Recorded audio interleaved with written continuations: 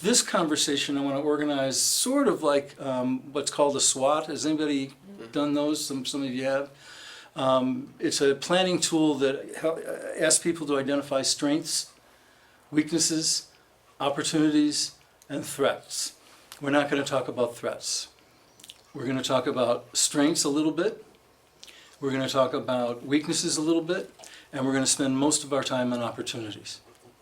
Okay? I did more elongated SWOTs with those individuals, etc.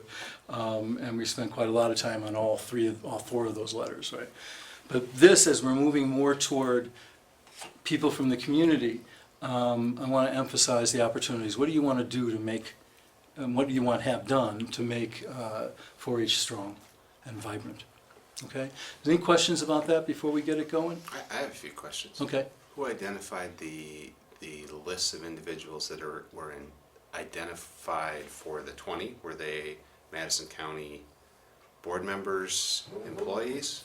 There was a group of people from here that included staff and then also a couple of board members, and I had a conversation with the board initially that identified those people. Did CCE Central ask counties to do this, or is this a local county initiative to do this? This is a local county initiative. And then you had 2 ag focus groups and a third? And a agricultural economic development. Okay. And those have already occurred? Yep. Okay. So how were the invitations determined? Who was invited to which? Was it only ag producers at the ag focus groups? Was it?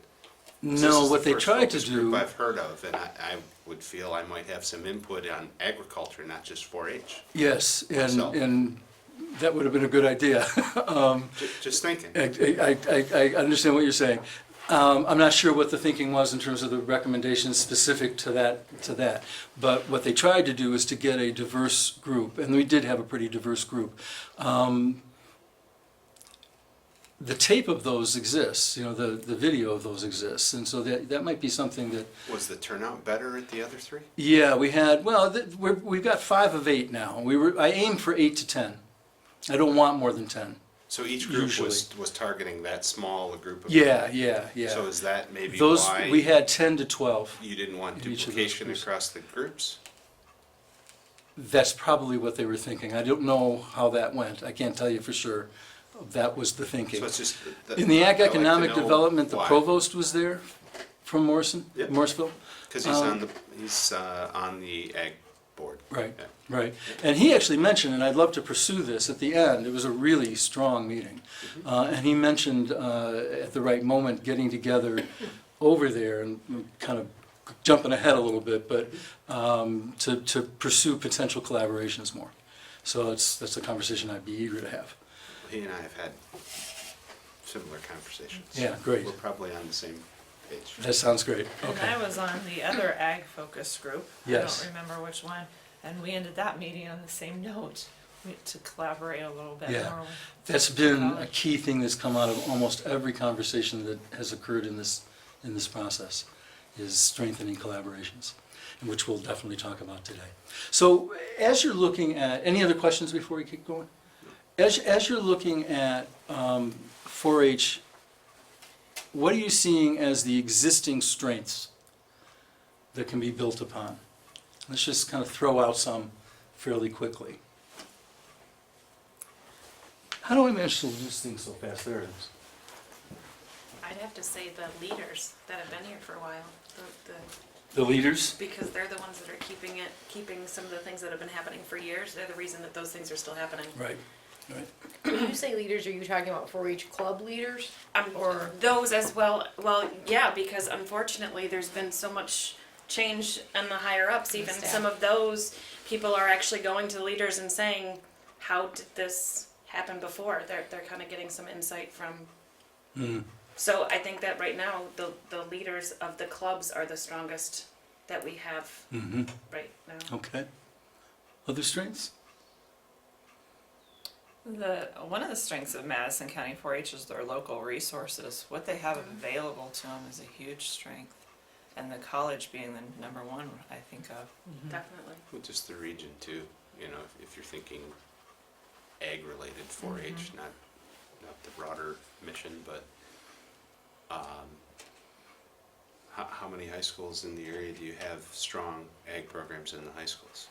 VVS, Stockbridge, Madison, Hamilton, very close, and not every region in the country has that strong a commitment from their public schools and communities to similar programming, which strengthens both. Okay.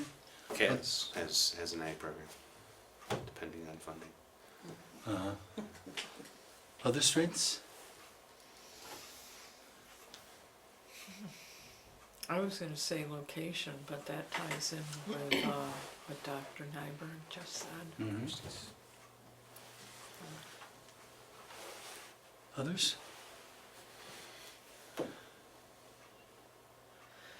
Okay, weaknesses.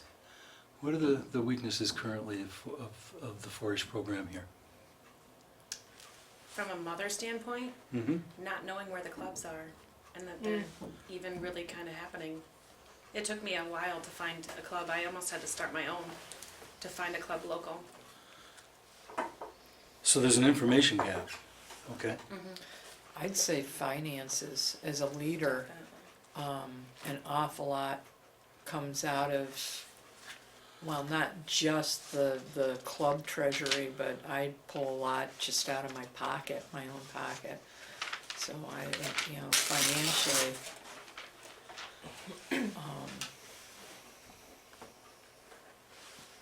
Declining number of school-aged children.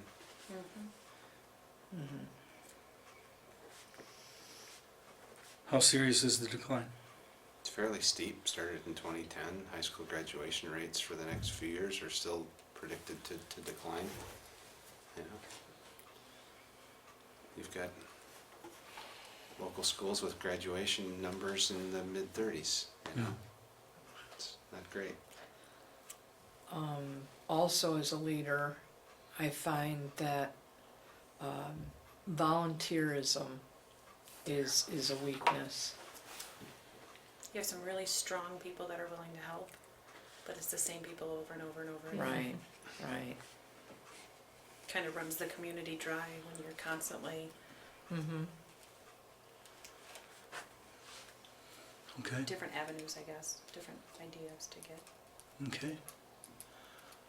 I'd say it's communication, as to changes in staffing or changes in program. As a youth bureau, we thought we had some good relationships, and then we found that we just found things out by accident about changes in staffing or different things that happen. So that kind of breaks down your trust too. So that's significant, the communication issue. Okay. Okay. I would agree, communication at all levels is probably, you know, communication in terms of outreach too is a weakness. I think how 4-H and Extension is funded is a weakness, and how it's structured within the state is different. Coming from, I didn't grow up in New York State, and I've participated in other states with land grant systems. Our university structure and cooperative extension structure here, the funding is local. The ability to collaborate, the college and Madison County 4-H talked about sharing positions. SUNY does not have an extension mission, Cornell does. So I have qualified educators who could have extension as part of their job description, and I have unmet staffing needs that don't justify a full position.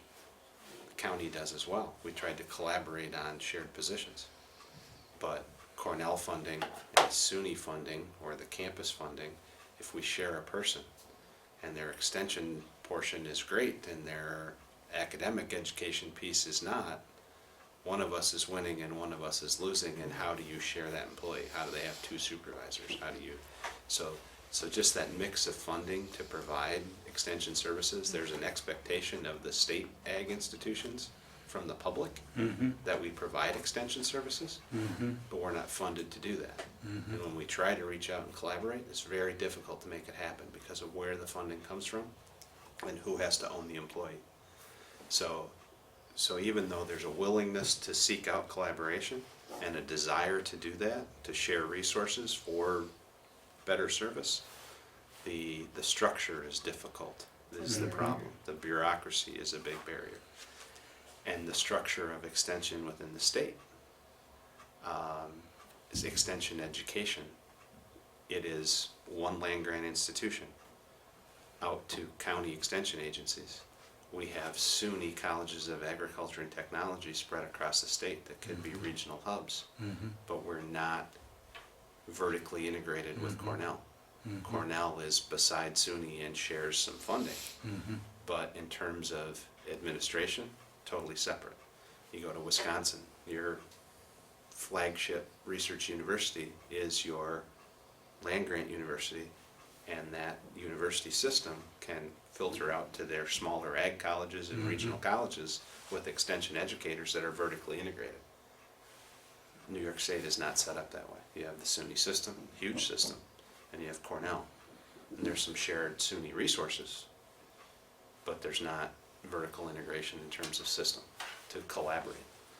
So, Which that's huge, because as a former educator, you couldn't count on your land grant institution to provide expertise in a certain program that you wanted to put on, because they may or may not have a person there that is a specialist in that area. Yet you could walk across the street and probably find someone who is a specialist in that area, but you know, you're asking them to volunteer when you're doing that. It was a frustrating system to work in. the other weakness is declining support for education of any type. State, federal, local.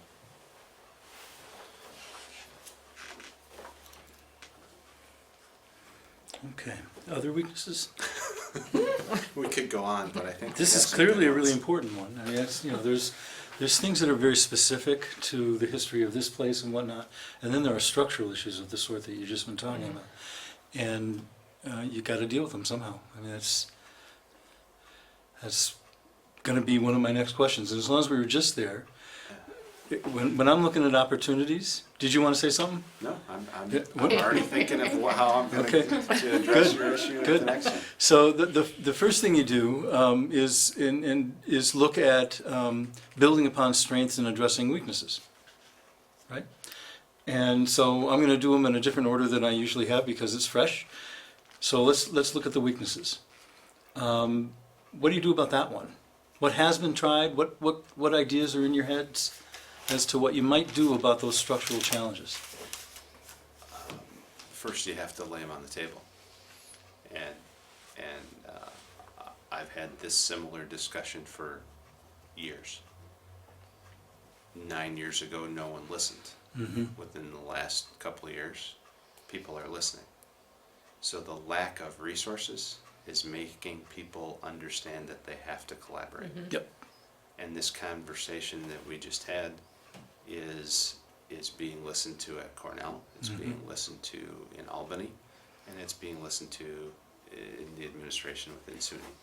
So I think the timing for people to listen and try to come up with a bureaucratic solution, political solution, might be the best opportunity. Okay. The other opportunity is how much interest the public has in agriculture. And in, the demand for extension education has increased a lot. Doesn't mean that the resources are there to provide it, Right. but when you see opportunity to collaborate and demand from the public, it's a second push to try and figure out how Right. something should happen. So you folks are now in charge. You can decide how this is going to work out. And I'm going to bracket for a minute the how do we get from here to there question, which is obviously an important one. But what does there look like? What's done about this issue? If you as a teacher, what would you have liked to have been faced with? What does the situation look like that you're after? Does that make some sense?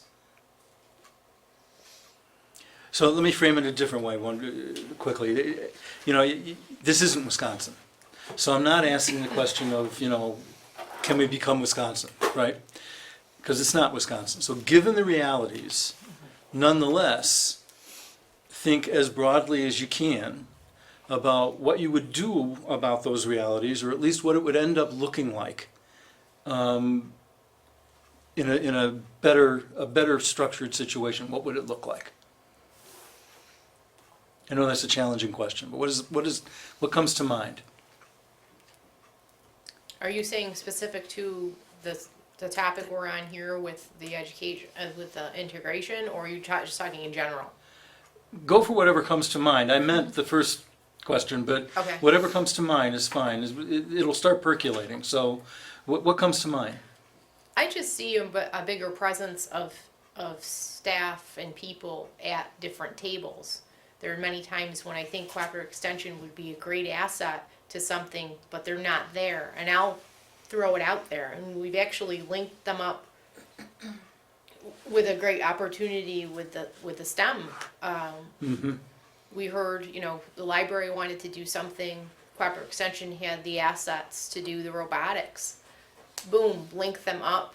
Youth Bureau funded that, and it was just an awesome collaboration, and that will happen in July. That's a great thing. So I think we know that they can be a resource, but they aren't always at the table to talk themselves up. And I think that had to do a lot with the changing in staff. And I know Right. there's 2 staff that are relatively new Right. 4-H people. I think they need to get out there and connect. And maybe they are, but I'm not seeing them. Maybe they're doing some things behind the scenes and I don't see that. So that's just where, that has probably nothing to do with this piece, but that's what I keep thinking of, is there are a lot of collaborations out there that are waiting to happen. Uh-huh. It's just the connecting. We look at, Youth Bureau kind of looks at themselves as a convener. Uh-huh. We try to bring people together. Right. We see an opportunity, and if we can't address it with something, then we're like, well, wow, you should talk to so-and-so. Right. Okay. So what I'm hearing within resource availability anyway would be that a helpful stance for cooperative extension to take would be to be very available for those. Right. If Is not to there- be at every table, at least Is be there very a hub available. for that? Like when I was in Oneida County, there was a committee, an Oneida County Youth Council, where all of those organizations came together to meet. Do they do that here in Madison? There's not. I mean, you have different realms. You have the Board of Supervisors, who's more of a legislative piece. You have some committees per se. You've got things that organizations are running, but I'm not really thinking there's as big of a pocket as there used to be. There was a coalition that was working toward youth issues, but that kind of is not a countywide any longer. There are pockets of things, and I think that's the next challenge is, okay, is there a place to do that? Or do people, I mean, I had a librarian say to me, oh, I didn't know I thought 4-H was done. I thought they weren't even happening anymore. And I thought, no, they are. And you need to reach out, and here's the person. And then now I found out that person's not here anymore. So it's kind of, it's like, oh, well, Lack of communication. so that that goes back to that part. So that kind of linking, and like you say, we try to link as much as we can because we know there's resources. But yeah, I think that's a weakness of the county, is there may not be those things around as much, or they're very specific to certain subject areas. Yep. Hops, you have things that are specific. Okay. There's a lot of threads in what you just said. Yeah. Other thoughts that what you would see a good outcome with regard to how things are structured and the availability of making the kind of connections that are being talked about? I don't know where to start because I don't know, I mean, I'm sure it's way bigger than what I can think. Well, because you guys have been working at it for so long, because to me, I mean, I work for a big corporation. We've got one employee that works between two companies, and we divide his time, and each person, like, he keeps track of this many hours this week at this company, this many. I don't know if that would work. And I know it's not that simple. I understand it's really not that simple. So for something at that, But you kind of lead to a thing. It should be that simple. Yeah. But you have different unions, one might be unionized, the other organization might not. So it's the bureaucracy of the state that makes it less simple. But you asked what would be ideal. In Yeah. my mind, what would be ideal is to have regional offices, but they weren't.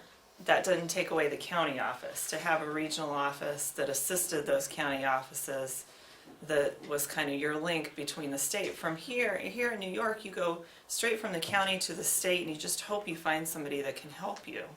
And it would be nice to have a different setup there, that if you had a regional office, they had a set of counties, they had specialists in that office, and their focus was your counties. I think that would be Okay. a nice setup. Okay. And I think that's, may go back to one of your other issues, but it's hit and miss where your expertise is. Yeah. You got almost the statewide hops expert here, Yeah. but the fact that hops started taking off again here, now it's spread across the state. So you've got one county person who ends up serving the entire state. If you had these regional hubs and the county took care of the communication, and the job description wasn't an educator in a specific discipline, but was the outreach and coordination Right, person right. in the county, and you bought service or supported from the county for the education services from hubs, might be the way to do it. Because it's the funding again. The county wants to fund what's happening within its county. Right. Right. Maybe it funds the coordination within its county and it buys the service of the educators from regional hubs to make the county feel good about how they're spending their money and fund that kind of structure. But it's the logistics of really local funds buying the services needed locally. Right. Right. Any thoughts? No, I'm just writing everything down. All right, well, let me know. Okay. I want to get back to this topic, but I also want to look at some of the other issues, both positive and negative, that people have raised, or weaknesses and strengths that people have raised. What kinds of things could be done to address some of the challenges that you mentioned that the leaders have, the club leaders, and build on the strengths of their commitment, etc.? What kinds of things could you do to build upon that?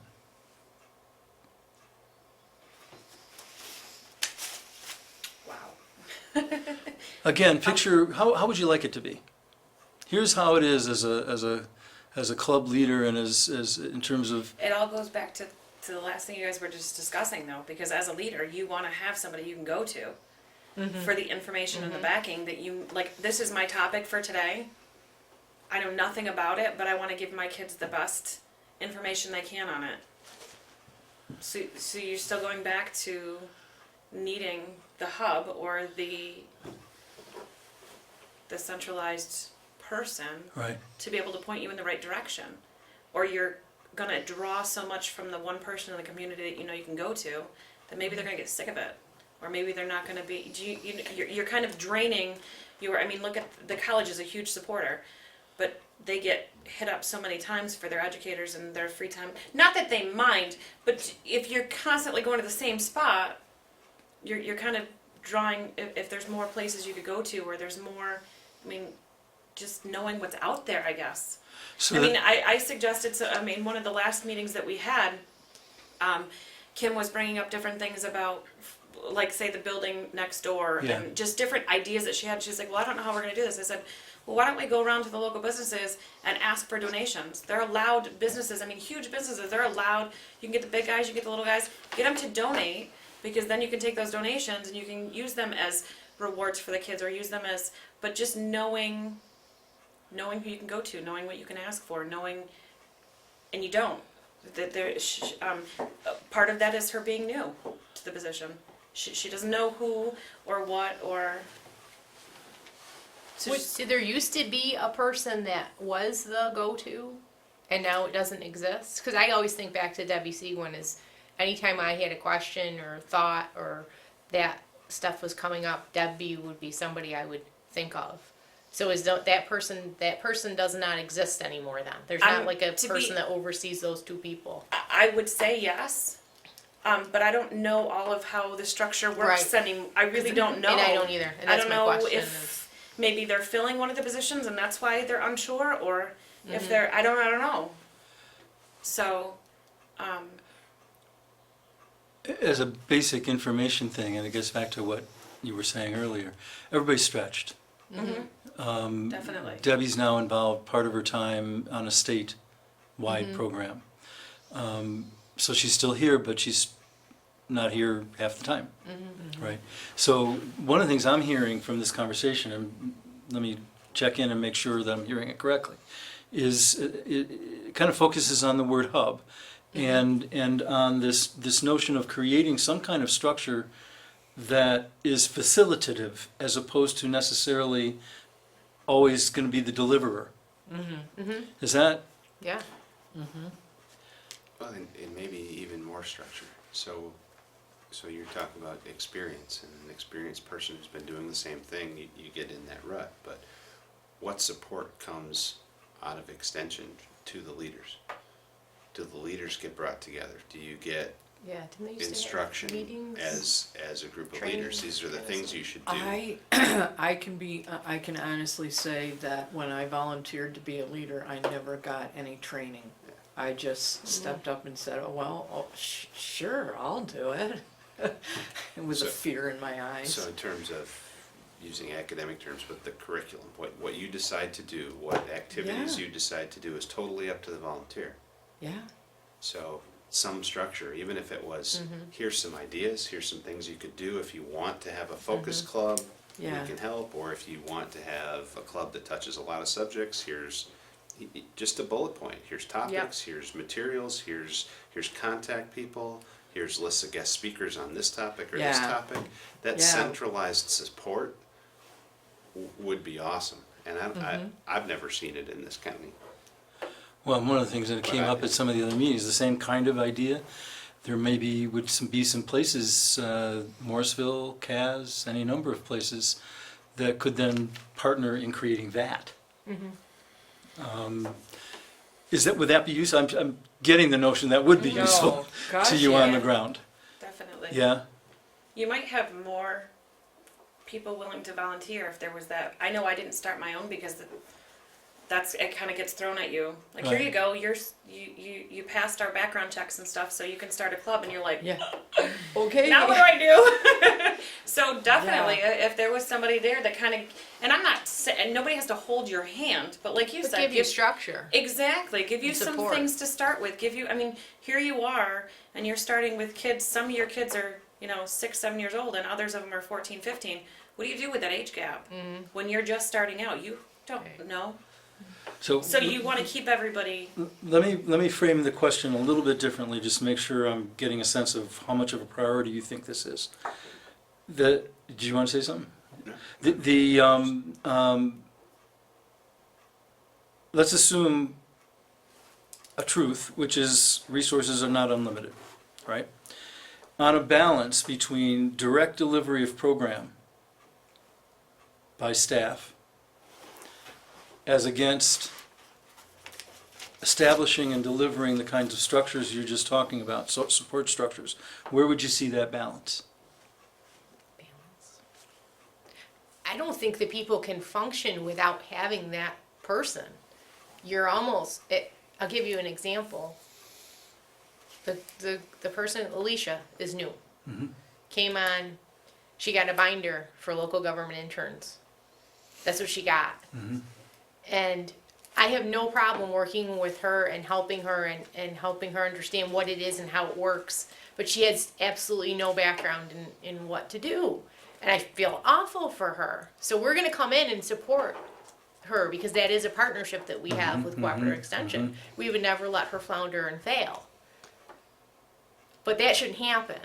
There should have, if that is the situation, then you have to look at that as, gosh, we don't have anybody that's prepared to do this. We need to either figure this out and help her, or back off the program and decide we need to just regroup and figure this out. So I feel like that's kind of where the leaders are too, is that if you really don't have a strong person to help you and support, gosh, would you want these people going out and working with kids and So what I'm Without hearing You is have if, wrong, I mean, you can have the feeling wrong of taste go out foundation? to anybody. You have one group with the wrong leader go out to a public whatever, and you've just turned 4-H off to everybody. you've tarnished it for the whole Completely. community. So you have to know that you're able to give them some sort of a structure, or some sort of a backing, Yeah. so that doesn't happen. A framework. I okay. could have used a framework. So I'm hearing both for staff in terms of what they're expected to do in terms of delivery of program, and for volunteer leaders, that support structures are really important to you folks. That's what I'm getting. Is that correct? That should be a strong emphasis. Yeah. Am I reading this right? Well, maybe, but put teeth into what the staff is doing. If you want bang for your buck at the club level, if the staff person gave the support and framework and instruction, not in detail on topic, but overview of 4-H structure, types of activities, general, information's there at the click They of can a seek mouse it. button. True, Right. true. But to say, here's the types of topics, if you're doing this topic, here's the types of activities.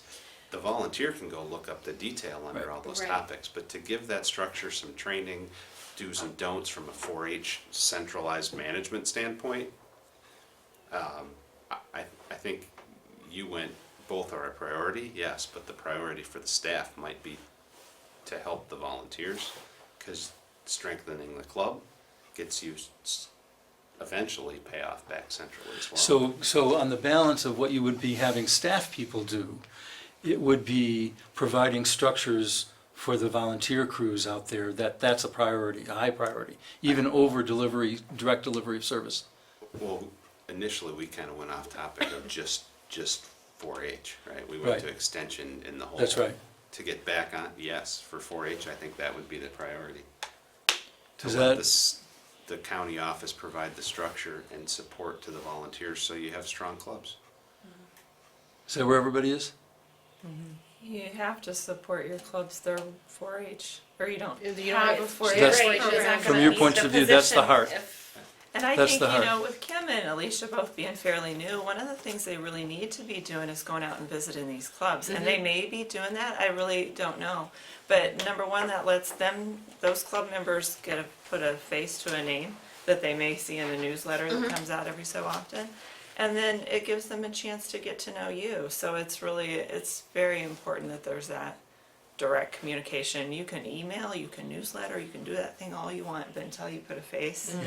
Yeah. I don't know Okay. if Kim's doing like actual like out to the clubs, but I know she's at like everything that they have that they invite all of the members to and whatnot. She's always there, always the first one there, always greeting everybody. So she's very out there. You know, I she's actually very think they involved. have- I sat with her at the elementary school open house this past fall, representing Madison County 4-H. She has the So I- same frustrations there that we had in Oneida County. You can go to those events and you can get people saying, we want to be involved in 4-H, but until you have adult volunteers, you can't You do can't do anything with anything. all of those. So it's really a vicious circle in some aspects. But if you get the But structure, You see the hesitation in the volunteer, they don't know what they're getting if you into. don't know what you're doing, You know, if you have that, this is the expectation, you know. Yeah. So How the often do you meet? the thought here is that it You would, get Once a told that. month we meet. your club, Our club meets Mhm. once a month, yeah. Now, is that given But- as a mandatory, is that given as a minimum, or? Well, it's like a, please come, please No, come. I- Well, no, like, meant does from- 4-H from a- tell Did you? they say you had to do it once a month, twice a month? It was just like that. Actually, there's another club that, a Madison County 4-H club that is also equine oriented that does not meet once a month. They don't meet at all in the summer. They generally just meet around the holiday time. So I think as far as the structure of when you meet is very individual. It just depends on the club members and the parents and the 4-H leader. I just, once a month, I need to see the kids once a month or I'll forget their names. So again, let me make sure I'm hearing this correctly. I'm hearing that a major initiative might be to develop support structures for clubs and club leadership. And if that's the case, then one of the projects that would obviously kind of come out of that would be sitting down with a core group of the right people and saying, what does that mean? You know, exactly what kinds of supports, and then how are we going to implement those things over time, and what time schedule. That's a potential project. That would make sense to you to do that? The first people you should sit down with is all of your volunteer leaders. Right, right. What do Does you need? Madison What do you County need? have a 4-H advisory committee? Yes. Yeah, Yes, We meet yes. the, like every 3 months on a Okay. quarter, so. And is that all of the volunteers? Is that, I'm part of it and I'm just a community member. I'm not a, and to be honest, lately, we haven't even been making, is it Quorum? Yeah. Sorry, I had a loss of words there for a second. So- So getting the involvement there isn't necessary, and I don't know if it's something all leaders are invited to, or I don't if know. it's, so that part of it, I'm not sure who all is supposed This- to be there. This that's is not actually what coming. I mean when I say I think planning is a community organizing endeavor. structure? Because, yeah, and people will fall off if you're not doing stuff. Right. You gotta do stuff, and it's gotta be well organized doing. Even just, you know, we talked about communication before, but when are the events? When are the things where all the clubs should come together? And they always happen this year for new volunteers, they should have that. You should be ready for this type of activity at this time.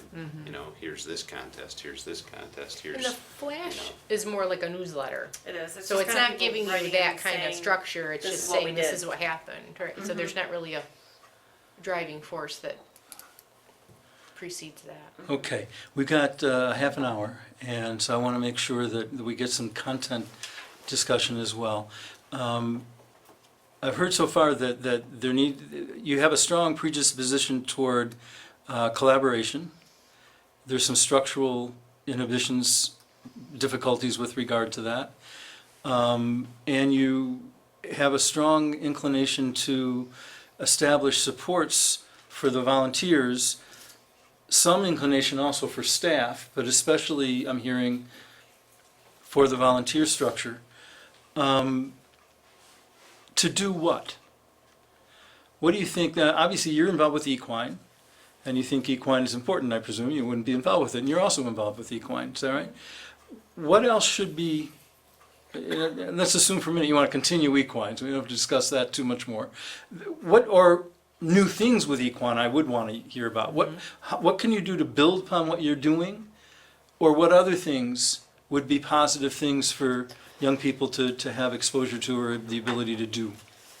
Okay, this is the trick with my particular circumstance is I need to know how to do differentiated instruction, okay?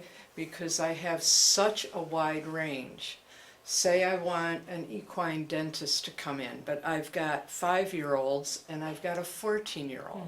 So, you know, I can come up with ideas for meetings, but how do you present to such a diverse population? It's an interesting question. Thank you. Well, that's it Well, for me. It's an interesting challenge. And isn't there a way to bring together equine clubs of the ages that are shared to say, okay, this is gonna be for a younger, like elementary level is gonna do this, and then you might have something that you offer either directly before or after that would be for the older kids? I mean, would that work, or would that just be way too much time investment From a parent standpoint, Parent, yeah. for transportation that's, and all yeah, that? you're dropping yeah. one kid off at this time Right. and another kid off at this time, and the So family are- kind of and wants to For be. two tracks happening at the same time in the same Right. place Yes. with two Yeah. different instructors. And it's co-leaders and assistant leaders, and those are the things that have to make that happen. And it gets back to communication and collaboration. So You know, one strength we didn't mention about Madison County is they have an awesome public presentation program. Oh, yeah. Yeah. And it has Definitely. been strong, and it has stayed strong through a lot of ups and downs in staff, so. That and is that's such a resource, yeah. you know, Those that's students what are awesome. 4-H is very known for. I'm gonna get Jet one of these days after all said and done. So one potential response to the Go with that. differentiated Yeah, that was something I education remember. approach would be to have enough numbers and enough support within you, you could actually run a couple things at the same time, right? I think Which is that's what I kind of just what heard. we do when we do horse bowl and hippology practices, but that's only a certain, like, January, February, March, and then it kind of, What if they were to do like a directory? So as a leader, you know what other groups are, horse groups or dog groups or cow groups or whatever. So you could get a hold of the other leader and say, this is what we're doing. Because right now, if we're going to say we're going to do something at the college and we want to invite everybody, we have to go through the cooperative extension, through Kim or somebody, and say, hey, we want to do this. How do we get a hold of other people that might be interested? And then they shoot out a mass email and say, hey, try to get it back to this person. Well, if you knew who to, maybe a smaller area of people to get a hold of, not that you wouldn't want to invite everybody, but they could then, within their smaller group, say, of more of an announcement than just one mass email going out to everybody. right. I mean, so I That guess would it be comes great. back It's like into- having a business directory. Right. Kind of knowing who to contact, kind of knowing, or hey, you did this last year. So that kind of support is support that staff could help facilitate making happen, right? I mean, they know Okay. who, right? They know that Okay, it's part of it. Well, and if you come together for an event like that, then you've got the older age group from your club and that club and that club going with the dentist, and the younger age group going with the leader who can at least do the basics, and those kids will go with the dentist next year. Right. You know, that kind of Yeah. coordinated activity. If you're bringing a guest speaker, get the most bang for your buck. Exactly. okay. Definitely. Other thoughts, other ideas, opportunities for developing program or challenges that could be met? Bringing in, like, it kind of goes back to the whole bringing the groups together, but just because there's a focus of one thing, bringing the other ideas into it so the kids, like my kids were in a horse group, but now we're gonna have to go, like they want to do the dogs, so they Right. want to join the dog group. And then for a while they wanted to do the robotics. Now we got 3 different groups that we're trying to make, Right. where if we try and centralize somehow so that they can be part of all of it, but not have to go to a different night out. I mean, that's It's on so top of funny their you say that open because house. this is the only state that I've ever lived in where they have specified groups like that. Every other place they have a 4-H club and they do it all. So they have, like, And my dad might be seasons. the beef leader and my mom might be the cooking leader and so and so's mom might be, and it's every project. Here you do have to go to you 3 meetings a gotta go- week if right, you want if to you want to do different. that. So, but that also could go back to not having. You've got one leader, and Miss Kelly is great with horses. She might not know much about dogs, so she doesn't have that. Like, she can't bring it into the group if she doesn't know where to go for the information. But so how I guess great that is kind it of that you have multiple people who have specific skills that you can pull from, and like you say, to do other things so that the kids are getting exposed to more than to one. more than one thing. Yeah, Yeah. but you have kids who are getting exposed to only one. Right. Who might want more. Right, But they're right. not even aware of the opportunity. Yeah, they don't even know that's out there. Right. It's just like going, like when I take kids on the county campus and they get to see different departments. Wow, I didn't know that you could do that. Highway did that. Oh my God, that's neat. I didn't know you could be a mechanic. I mean, they just don't, it doesn't click. And so just seeing things visually is amazing. They're and really it impressionable right now, opens- so we gotta kind of open opens up. out their avenues Yeah, of definitely. what they can do. So in terms of strategic initiative, I'm hearing at least two things. One is that in addition to collaboration, by collaborating with Morrisville or other places, et cetera, which we kind of touched on the challenges we didn't really delve into too deeply yet, there needs to be collaboration amongst you all, Yeah. right? And to achieve some of the stuff that you were just talking about. And then the second thing is then enabling structures and content as well that would help you to do that, of the sorts that you've been talking about in general, but also more specifically the way you were just talking about the directories, et cetera, that would be an appropriate function of staff. Those are the two things I just heard. Is that about right? Okay.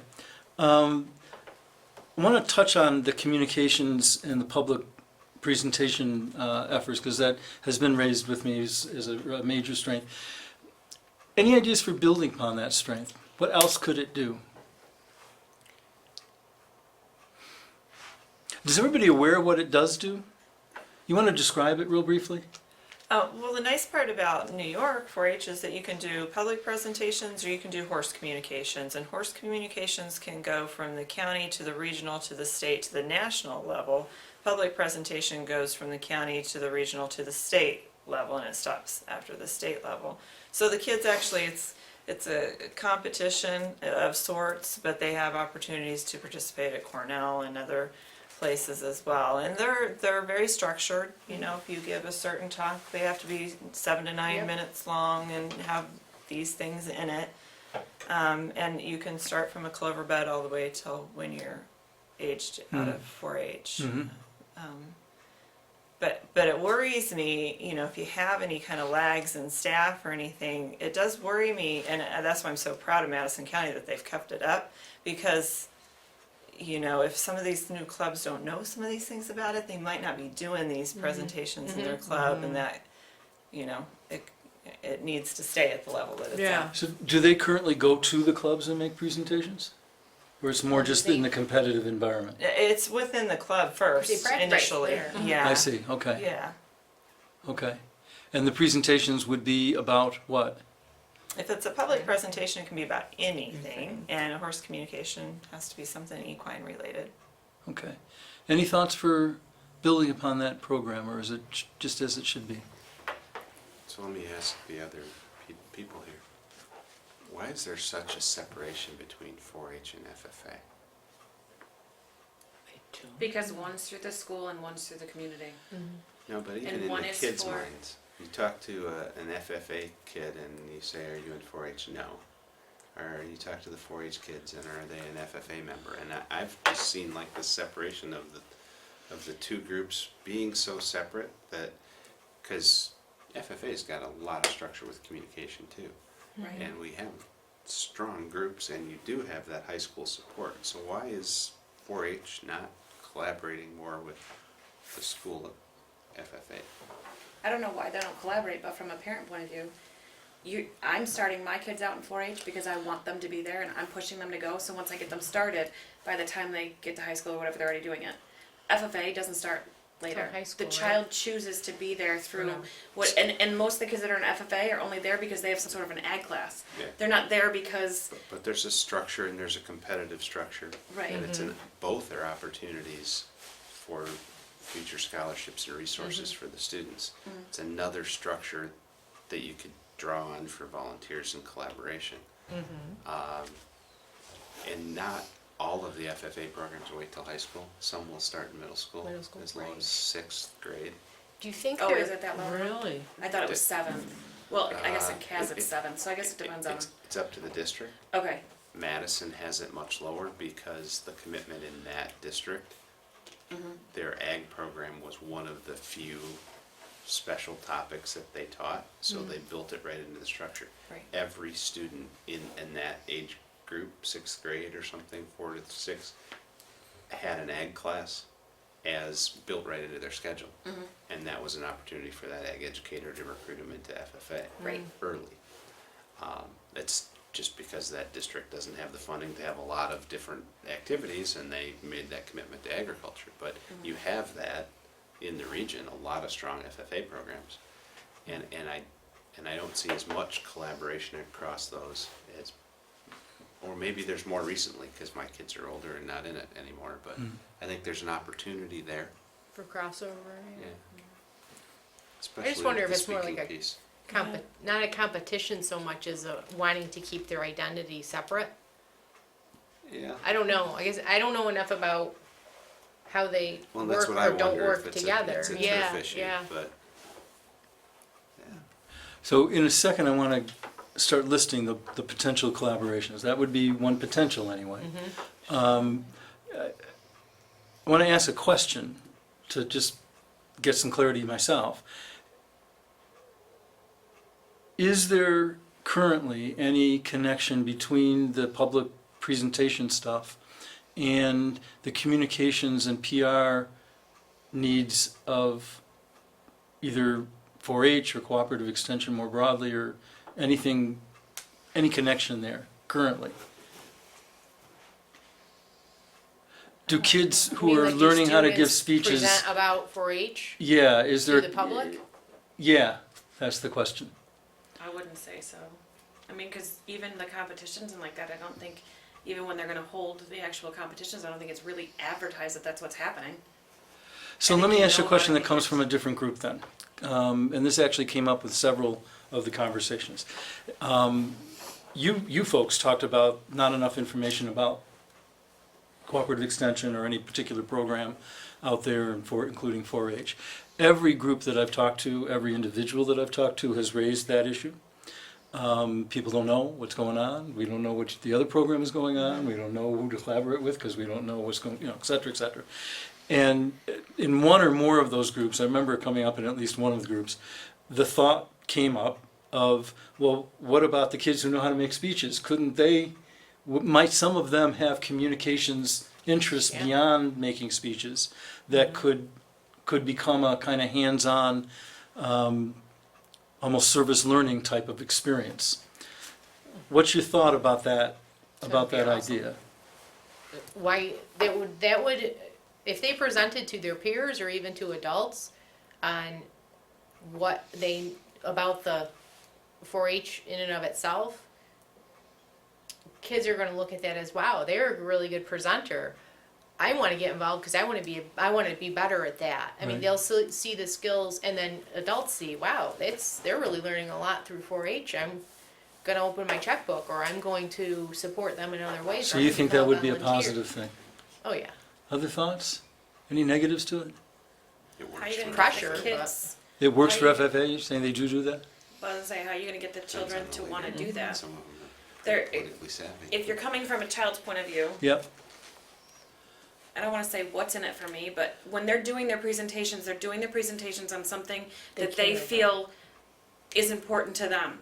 So if you're asking them to present to others about what an organization is, there has to be something in it to keep them interested, to make them wanna make that presentation the best they can. It's not the same as just asking them to present on something they know about. But how old are your kids? Right now, 8 to 16. Okay, so I was saying, by the time they're in high school, if they've been doing this for a while, Right. and they're so in love with 4-H, it is Then something. it is something, right. Right, and they've had more years of public speaking, so I would save it to the later years, which is, in my experience, where 4-H is the weakest in enrollment. It is.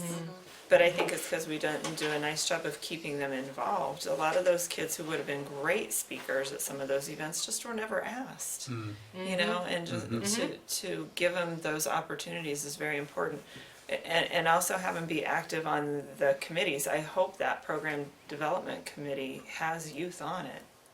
I I hope it honestly, does. I just started this year, and I have not seen any show up, so I don't Yeah. know. And you know, they might be on it and not show up because Right. they're also, when you get older, they also get very busy. Yeah.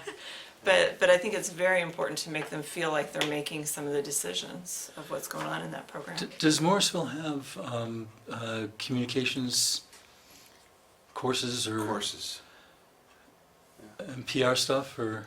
Um, in the School of Business, there's business communications, but in the School of Liberal Arts, there's speech and communications. Just So wondering about a potential there's a connection there. journalism program from There a is, PR right. standpoint. There's a online journalism program, but you're talking, again, you get bureaucracy involved. You're not talking to the right dean for 2 of those 3 programs. You're only talking to the right dean for 1 of those 3 programs. Right, But- so yeah, you'd have to get the right yeah. people in the room, like a Yeah. bunch of you. Well, Is there a honestly, you gotta go club? to the faculty. Is No. there a speaking club? No. No. Debate team, there was maybe a year or 2, but Okay. not, and that would have been out of school. What's that public speaking club that adults are in? The What- Toastmasters. The Toastmasters. We always use them to come teach and do Uh-huh. things with our kids. So what I'm hearing kind of underneath this is all sorts of potential possible collaborations to make these things happen, presuming it's identified as a priority. You made me think of something when you said, what's in it for me? The students, I don't know what Capital Day, I know Capital Days happens, but I don't know what makes somebody eligible to go. That could be considered an incentive. Right, Okay, you're to gonna get do, I'm just thinking, a student, a trip, would love to do that. Well, in order to go on the trip, we would like you to be able to put together a video about 4-H. And we'll put it on the Little competition website kind or of something. thing, or, I mean, I don't know. I was Right. just thinking, when you say what's in it for me, I always think about the students. Oh, we'd love to do, we'd love to go on a trip. some Make people that just part wanna of be an involved, incentive. some people just wanna do it, and other people you gotta kinda, Right. you wanna be the priority on Dangle their the list of carrot things to do, or and in order to do whatever. that, you've gotta see what's in it for them. Yeah. So, Okay. I didn't There's a wanna- lot of germs of ideas there. There's a lot of interesting ideas there.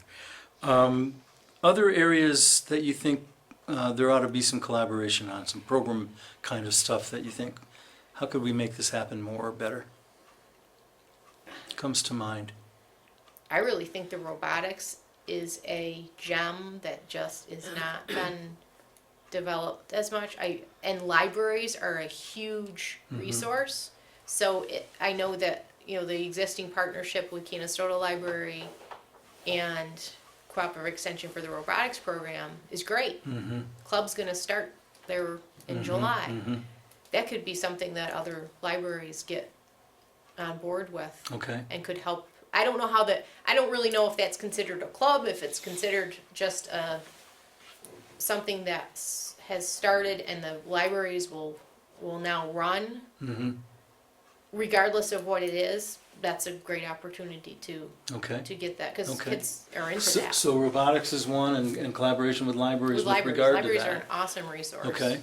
Others? collaborations, if you're doing that, you gotta do things like your businesses around. You've got Tractor Supplies and different businesses like that, you've got your local, your DeRuyter Co-op, places like that. Get the kids out there to do something to make them seen in the community, doing something, to see other parents and kids that are walking by going, wow, that looks like fun. So throw a few examples out. What could they do? What kinds of things could kids do associated with businesses that would be fun or useful or both? Kim's spoken with Tractor Supply, and they're willing to have a car wash and offer literally everything. You just have to show up with the kids and the volunteers, and they'll supply the hoses and the sponges and the soaps and whatever whatever the kids want to charge, or so things like that. Okay. That's a good example of using something in your community. It's not going to cost the 4-Hers any money at all, and yet the 4-H itself is going to benefit in the end. So, but again, that's one thing. Kim is stretched so thin right now, trying to get everybody together to do that. So, you know, and one of the things I hear when I hear the word structure is if you've identified that kind of stuff, and you have to identify the activity first, right? You have to know what you want to accomplish. But if you've identified something like that, then you have to identify, if you're not going to overwhelm Kim or only do it hit or miss, right? You have to create structure that supports the doing of that, right? Does that make sense to people? And it's very similar to what you said at the beginning of this conversation. And it would be a pattern. And I'm hearing this pattern across these groups. I hear the word hub, for instance, at every one of these conversations that we've had in the last several months. And increasing amounts of conversation about this sort of thing, of the structures that are required to be put in place to accomplish what you seek to accomplish, right? So the first trick, obviously, is recognizing that, right? So that you're not just loading, because one of the first things any staff person would hear in any organization is, you want me to do what? and the answer has to be, we want to do X, Y, Z things and create structures that enable those things so you're not doing all that stuff, right? And the job, again, becomes an organizing job, right? Creating structure, creating support, not having everything on one person's shoulders. And that's where you started this conversation, and that would apply to everything that you've been talking about. All right, one or two more kind of content things that you'd want to achieve. One, the last one that came up was connections with businesses in the community doing positive stuff. And if that ends up being a discussion point, for instance, at the community meeting, you get a group of people just brainstorming. What are those things? And you make sure to have some businesses sitting there if that's going to be the discussion, right? And some kids. What else? What other kinds of things would be kind of content initiatives that 4-H could get involved in productively in a positive way? I mean, you mentioned curriculum before. I don't know if that's needs to be mentioned again as far as having a curriculum to acknowledge when you're doing each program. Okay, so again, that gets back to the support structures and okay, all right. Let me read you a fast list off of the stuff that's come out of prior conversations, since this was in the letter that you were sent. Citizenship, leadership skills, we talked about some of that. Is that an area that you'd want to see a lot more stuff in? Can anybody think of a particular, like, okay, if you're teaching citizenship and leadership skills, how would you do it? But you don't have to, those aren't things, as far as those aren't things you're gonna like, well, this is what we're gonna teach you. These are things that you should be, when you're at the car wash, these are things you should incorporate into whatever they're doing. It's not, don't have a lesson about it. Have it be what you're doing in your everyday clubs, in your everyday, it Right. should just. For instance, that can come out of officer training, actually. If you Right. have officers within your club, then your president occasionally assigns committees for certain things that group wants to do. For example, a car wash at Tractor Supply. Then you have the committee who has just all of a sudden taken on a leadership role. Exactly. So you don't want to like segregate it out. You want it to be part of every lesson you do as part of everything that they're doing. So it becomes a very hands-on approach. Okay. I'm just going to throw an idea out here. This is an idea of mine. I have from time to time taught leadership. And I had a relationship with Cortland County some years ago. And, no, I'm sorry, this was in Broome County. And they wanted me to teach a leadership class to kids that had had difficulties with the law.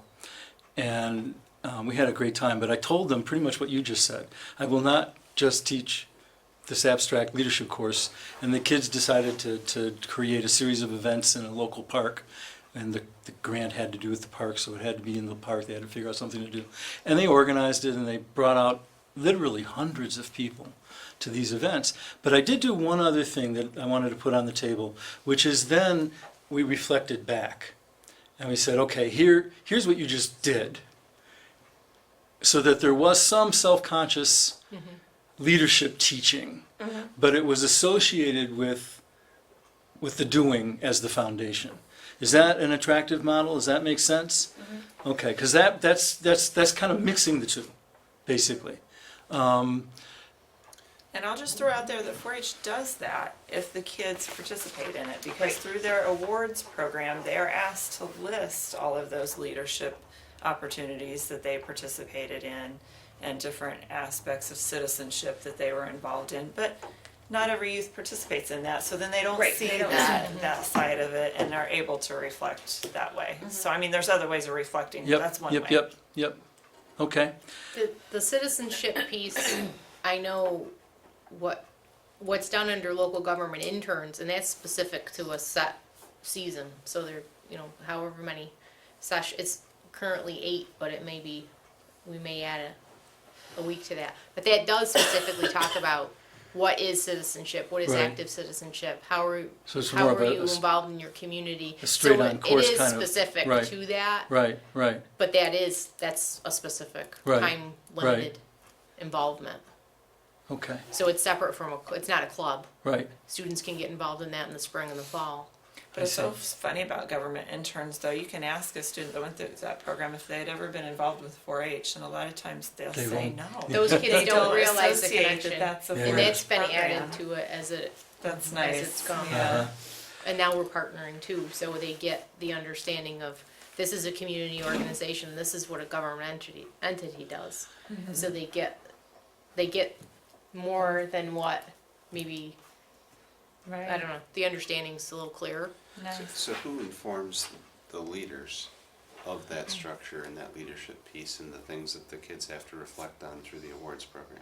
That should probably come from the county educator to the leader. So it should be built right into that curriculum and Yep. outlined in the training, Yep. so it gets right back to your structure. That's right. Mm-hmm. And what you're suggesting, and this would take some serious work on a part of a committed small group Mm-hmm. of people, is to create a curriculum of that kind. And you've actually mentioned a couple of different versions, and it's nice to have the table be able to. Just an outline might, Right. That's And right. nobody has to reinvent That's the right. wheel. Madison or Oneida County has it, so you want to get started in 4-H curriculum, and then you pull it from another I was county, and just then gonna you say, put we them need all to. So it may not even be That's so another tough. thing, Yeah. is just Well, collaborate change within the the name. counties Should be. themselves. because For the everything. awards and the competitions go up at least the state level and both. Right, That yeah. structure should be the same. centralized and disseminated, and it's probably there. It's just been lost yeah. over time with turnover. So the trick here is to identify priorities, and I think you have identified some pretty clear priorities. So it'll be a question again, figuring out how do we hone it so that, make sure you're there to say, oh, there's one in Oneida, and you don't reinvent the wheel, right? I want to ask one last question. You just said, let me buy 5 minutes. Can I buy 5 minutes? I want to get back to the structural issue.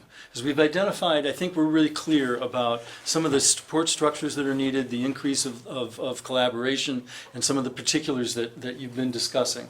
And again, thankfully, I'll have this so don't have to rely only on my notes. And what I'll do is look at this and create more detailed notes and send that to you.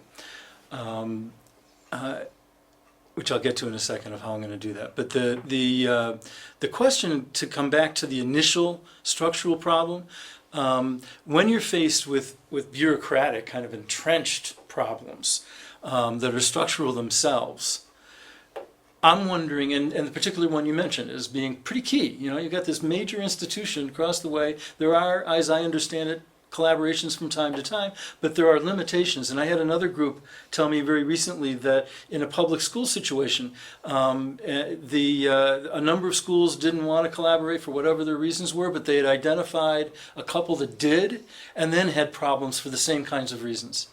That even though they wanted to, they couldn't. They had trouble making it happen because there were these roadblocks that were in the way. So here's my question.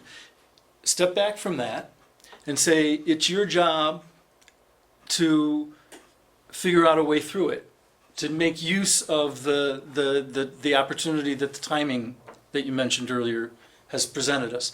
What are the first 2 or 3 things you would do to begin the process of moving through it? You need to figure out exactly what it is that you need that one person or 5 people to do. Do you need one person or do you need 5 people? I mean, you've got to start with what you're gonna ask for. So it's identify, first of all, areas of endeavor that it'd be worth collaborating about, right? Okay, so that's one. What else? You gotta have everybody at the table that can make those decisions. Okay. Or else you're just, You gotta it's know who to go gonna be to. futile. So you gotta get the right people to the table, okay? What else? Just as soon as you're gonna create a table, right? You're gonna create an environment that's the task, right? That's a big commitment. And then you have to have your agenda is what you want out of this. You don't just want their positions, you've got to know what it is you want those people to do. Okay, so you gotta be really clear Purpose. about what your outcomes are, Right. right? What else do you have to be really clear about? I'll put this on the table because you Where did the it money's earlier. coming from? Well, we're. Say it again? Where the money's coming from? Well, that's It definitely, always comes certainly. back to money. And exactly, and which is one of the structural problems, right, that you mentioned earlier. I think what you articulated earlier and that you said you're discussed with over the last 9 years with, I don't know if it already exists, but it needs to be regimented. You know what I'm saying? It needs to be documented, and here are the issues, boom, boom, boom, boom, boom, boom, boom, with examples, et cetera, et cetera. So there's a common understanding of what the challenge is. And my guess is that this won't be the first time that discussion has been had. So, you know, it might not be that difficult to create that document.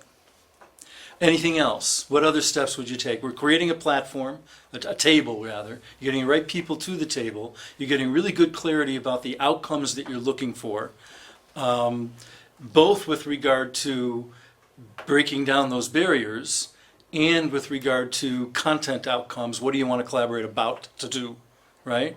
Anything else? You just outlined the beginning of an initiative/project, right? And we've actually a couple of projects. So, and let me do one last internal summary to make sure I've got this right.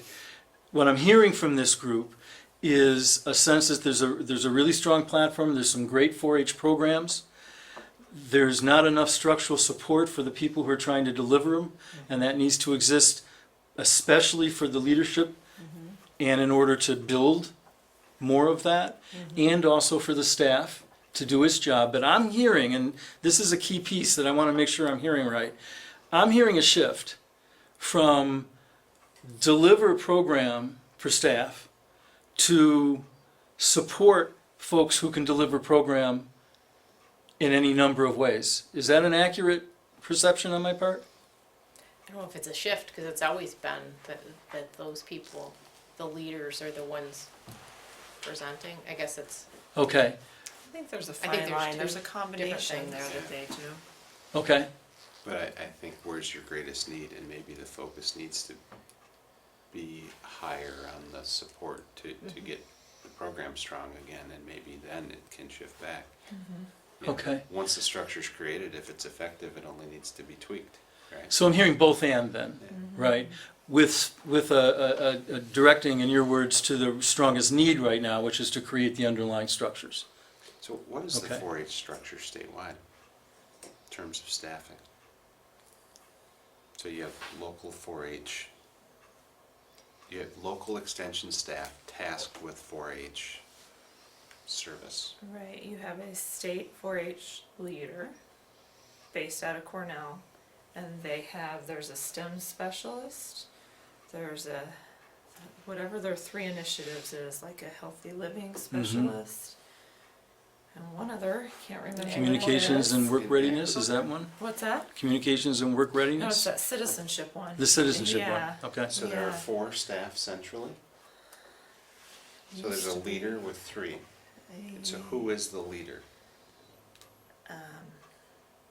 Yeah, I can't think of his name. Because the only state person I ever knew in 4-H was Jeannie Griffiths, and she was the equine And extension she- specialist, and she provided the oversight for the horse portion, but Right. I've never even But been there is, aware. yeah, there is a of state centralized 4-H leadership. leader that and see, I wasn't even including Jeannie in that, so there is like there's another horse person that has some 4-H responsibilities. There's the Dana Palmer, who has some livestock responsibilities and dog responsibilities. Out of Cornell Central. Those are Okay. all out of Cornell. It's really messy, to be honest with you, because then you have Debbie Grusenmeyer, who has dairy 4-H responsibilities, Okay. but she's not paid through Cornell, she's paid through dairy. Pro Dairy? Pro Dairy. Okay. So And it see, gets I a look little at the state funny. equine extension specialist, and I was, as a person connected to equine industry, I was upset that the state extension specialist for a livestock industry, almost the entire service I saw from them was more 4-H service and club level 4-H service, not industry service. So when you look at that, there's confusion in extension educator and 4-H structure Right. centrally. So if that structure isn't there, how does that trickle out to county staff and structure. So you're trying to plan strategically within a county. Right, But a lot of this stuff still leads right. centrally, and there's a disconnect in that structure. So it'd certainly be a challenge with regard to that. Would those folks, though, even given some disclarity, would those folks be appropriate supports for the kinds of stuff you've been talking about trying to achieve here locally? Well, I would think they should be included in the development of the structure piece. Right.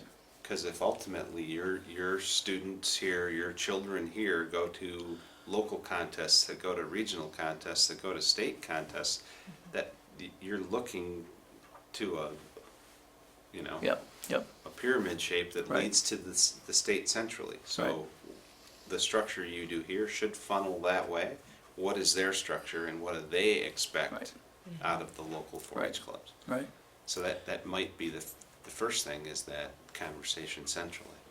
I don't know. I don't know what materials exist, and I don't even really understand the structure as well as. I'm as lost as you are. Well, and that actually that's part of the suggests another prior Yeah. step to the stuff that we were talking about before you sit down at a table, to have All that the kind of information, right? That you have a better understanding of the structure and have connected with those folks. So you've added a kind of pre-development step to that process, and I think that makes a lot of sense. Okay, I'm going to ask you one last question, because we're definitely over, which is to give me some fast feedback about, is this useful? Do you feel heard? Is this useful conversation, or not so, or whatever? I definitely think it's useful. Whether or not we're heard, we'll Yeah, have to where find does out. it go from here? And who all sees that video? Because I don't want it to Yeah. sound like, this 4-H staff isn't doing anything. and Right. they're, No, you no, know, no, I- Because we may not have And I any personally didn't get the idea. sense that any of you thought that. They will be able to see this. Sorry, And Kim, sorry. I know. But I think They're so new to it though that Yeah. they don't. I They themselves know. probably don't know where to go or what to do. So I'll be surprised if they won't appreciate this conversation. I think much of it they know. It Yeah, just takes time. and hopefully they It's would get a taking it sense in. that you folks want them supported. It takes a long time to just get familiar with the surroundings Right. of the county, let alone Yeah, effectively doing your job. So I think taking it all in is, Well, if their supervisors, who are going to see this too, sure. take the pressure off the day-to-day, because that's the hard thing. This kind of planning and this kind of structured development will not get done if the day-to-day activity of getting, the same old is overwhelming. So you've got to create the space and the time and That's right. the Yep. priority to be change if change is needed, because otherwise you're stuck in the same old rut. Yep. And then it's all for nothing. And Any other concluding thoughts or comments, questions? No, I am very appreciative that folks out there know just how hard it is for a new leader.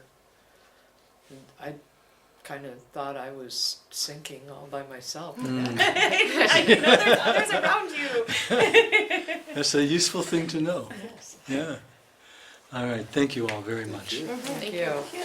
Eat some more food, please. I think I was the only one that did. I'm gonna scoot over to I the didn't know board's there was banquet. gonna be food, so I Good to see you. You too, Kristen. Yeah, I didn't know was there gonna It was You nice too. seeing you. You too. Enjoy. nice to Thank meet you, by the way, for Good donating to your see ya. daughter's clothes. My Oh. daughter took one of her outfits, and she will be getting you a thank you letter.